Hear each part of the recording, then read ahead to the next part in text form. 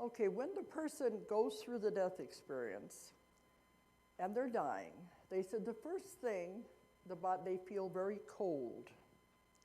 Then the next instant, they're standing by the bed looking down at the body. It's that quick. They say it's just like getting up from one chair and sitting down in another chair. You just slide right out of the body.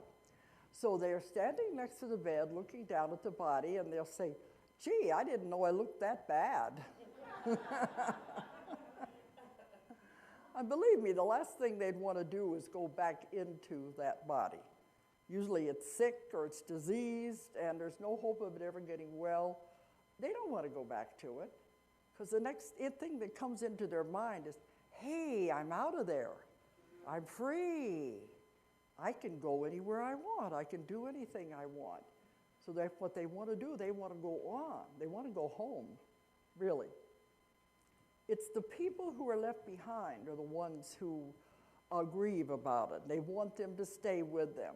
But do you really want them to be back in a body like that most of the time there's no hope for them?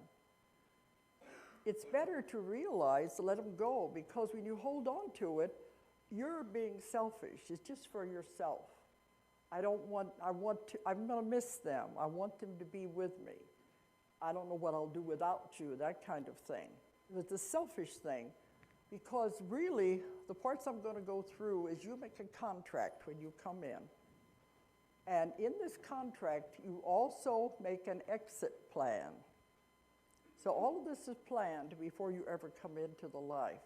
So the person is ready to go on. They have completed their mission. They have completed everything they were supposed to do. They don't know this consciously, but it is part of a plan.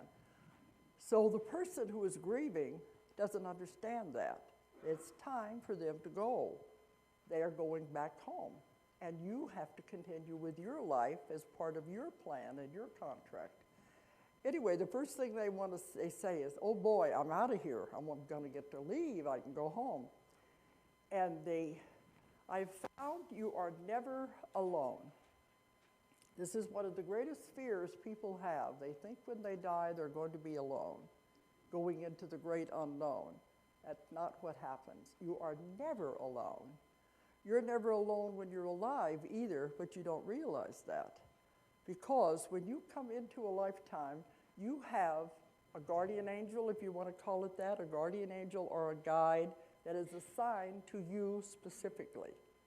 They have to be with you your entire lifetime. They have to take care of you. They have to be there for you. And they love to help you, but they can't interfere.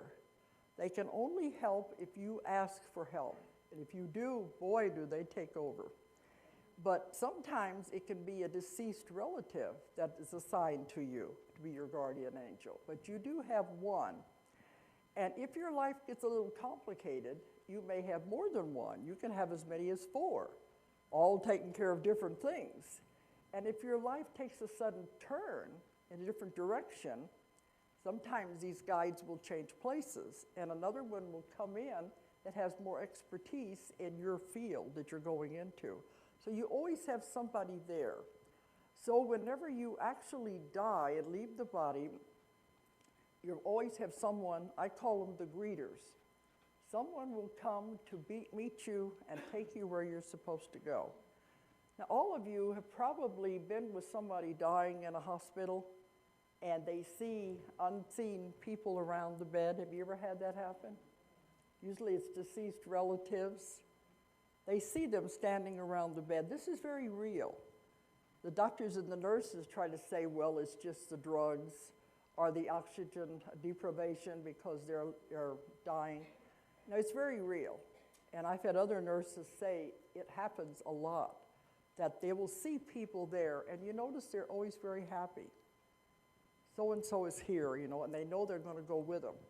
Husband, relative, or whatever it is. So